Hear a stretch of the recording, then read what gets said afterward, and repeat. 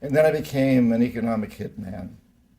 And the story of that and how that transformation happened is described in the books Confessions of an Economic Hitman and The Secret History of the American Empire.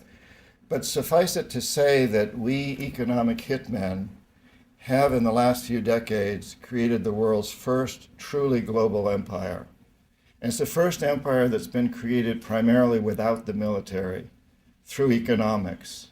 We work many different ways, but perhaps the most common is that we will identify a third world country that has resources our corporations covet, like oil, and then arrange a huge loan to that country from the World Bank or one of its sisters. However, the money never goes to the country.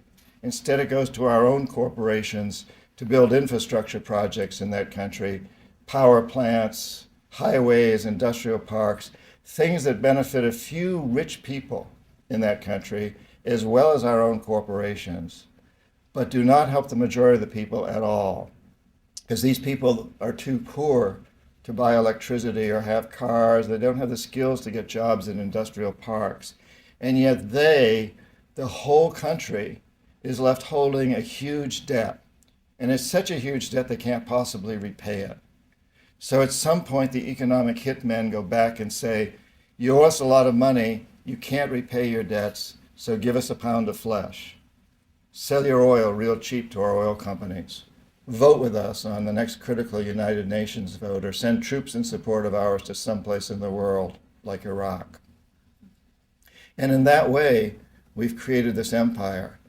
On the few occasions when we economic hitmen fail, as I described in Secret History of the American Empire, what happened to me with Jaime Roldos, the president of Panama, and president of Ecuador, and Omar Torrijos, the president of Panama, I failed with both of these men. I was not able to corrupt them. In this corruption, incidentally, my job, everything I did was legal. It shouldn't be, but the forms of corruption we use are totally legal, so I wasn't doing illegal activities.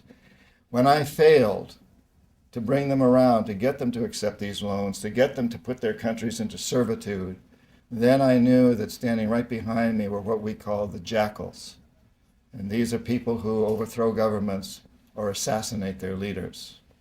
And both Jaime Roldos of Ecuador and Omar Torrijos of Panama were assassinated by CIA-sponsored jackals because I failed to corrupt them.